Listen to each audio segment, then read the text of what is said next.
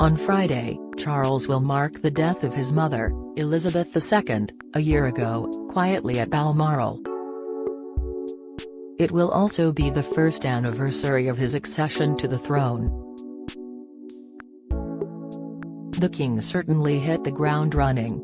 With barely a moment to draw breath and no time to mourn himself, he addressed the nation on television just 24 hours after Queen Elizabeth died. In his address he set the scene for his reign, pledging, as his mother did, to offer the country his lifelong service. The fledgling reign of Charles III has shaped up quite well so far.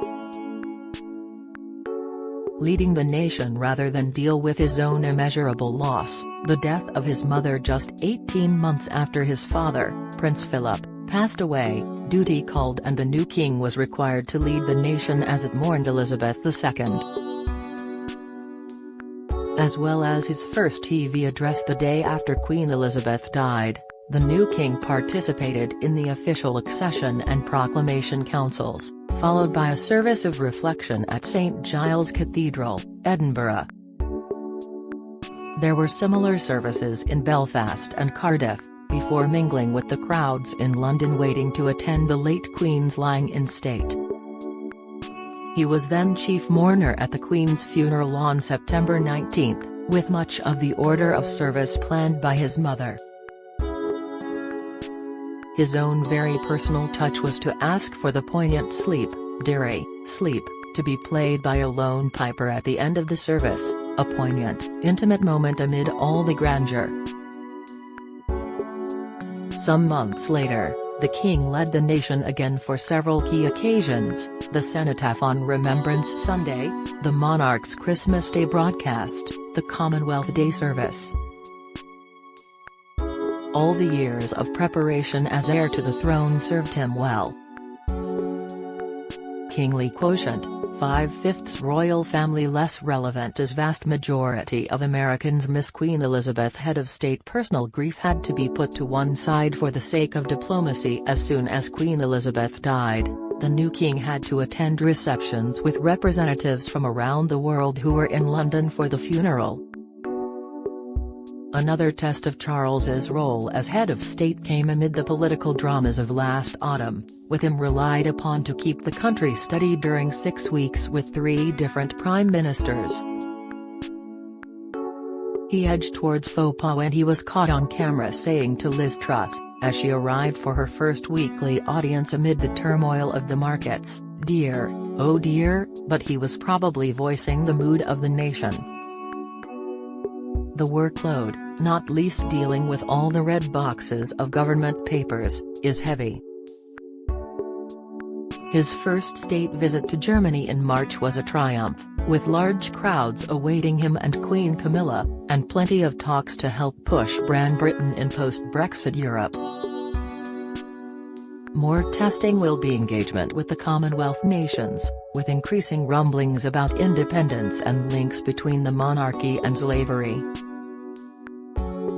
The king has partly faced down the monarchy's critics by agreeing to cooperate with academic research into slavery and the royal family. Kingly quotient, 4/5 don't miss. The reason Al Fayed lost his royal warrants after falling out with the firm, Insight, vote for your favorite royal couple in our poll, inside the Braemar gathering as king attends Highlands event loved by Queen, reveal, patron of the arts. While Elizabeth II was known for her love of dogs and passion for horse racing, the new king has more artistic interests. He delighted music lovers by commissioning 12 new pieces of music for the coronation, including pieces by Master of the King's Music, Judith Weir, and musical theatre legend Andrew Lloyd Webber. He has also used royal patronages to celebrate contemporary Britain's diversity. In June, 10 portraits, commissioned by the king from leading artists and showing members of the Windrush generation, to mark the 75th anniversary of the arrival of HMS Windrush from the Caribbean, went on display. Kingly quotient, 5/5 champion of the environment as Prince of Wales, Charles championed environmental causes long before they were fashionable. But being king is different, and in October, Number 10 decided that it was not appropriate for him to attend climate talks at the COP27 summit in Egypt. Now he is to launch an initiative linked to the environment, to tackle food waste, something that as Prince of Wales previously led him to write to ministers about. Some activists will wish he would remain more outspoken on the environment as king, others will think any campaign is a no-go for the monarch. This could be a tricky area. Kingly quotient, 5/5 The servant problem. Another area where the king is worried about waste is staff. He believes the royal palaces have far too many employees, and the wages bill needs to be trimmed. Saving money will garner praise in many quarters, but old retainers made redundant could prove troublesome. Kingly quotient, 4/5 The firm. As well as slimming down staff, the king has long been thought to want more of a nuclear royal family, with just a few members carrying out royal engagements.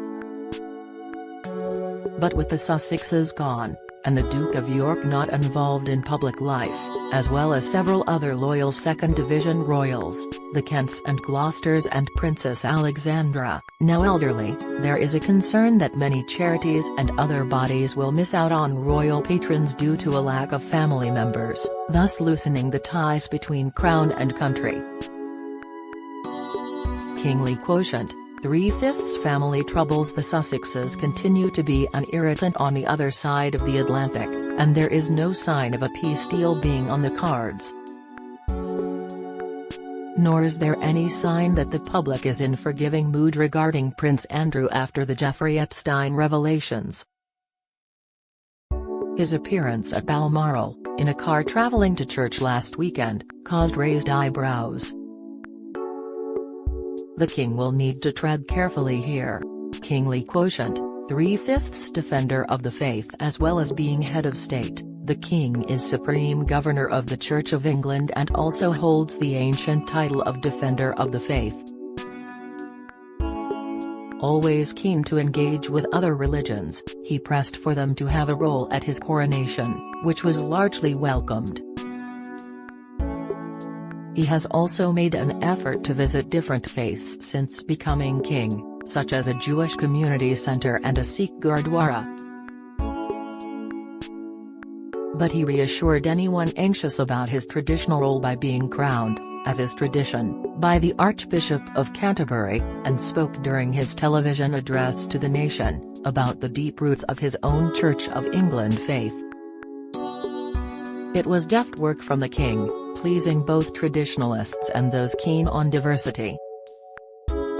Kingly quotient, 5/5 Comment by Catherine Pepinster. Never complain, never explain is said to be the unofficial motto of the royal family, and one that Queen Camilla has long embraced, even in the face of criticism before she married the then Prince of Wales. While Harry and Meghan regularly emote via Netflix documentaries, books and magazines, Her Majesty has kept her feelings to herself, something for which she has become hugely respected, as is her loyalty to her husband. She has now been married to the king for 18 years, far longer than he was married to Diana, and it is only now since he took what the late Princess of Wales famously called the top job that we are seeing more of Camilla's character. Those who have met her say she is charming and witty, and we glimpsed her humor on a visit to Sandringham Flower Show in July when she said a pie with a face featuring a crown and large ears looked like her husband. That humor is part of the support she gives the king and he relies on. As he took up the lonely role of monarch, His Majesty told the nation, "I count on the loving help of my darling wife, Camilla," naming her Queen Consort, a title usually shortened to Queen. They are regularly seen together for official duties, but Camilla has also maintained her own special interests, from work with victims of domestic violence, to literacy, and osteoporosis, a debilitating condition that affected her mother. Women in the public eye, and especially royal women, often face huge scrutiny about their looks and their clothes. A real test for Camilla was her choice of dress for the coronation in May. She passed with flying colors, a simple silhouette that allowed exquisite embroidery to be noticed. It was stylish, understated, and did not eclipse the king that day. Rather like the Queen herself, Catherine Pepinster is the author of Defenders of the Faith, The British Monarchy, Religion and the Coronation, published by Hodder and Stoughton.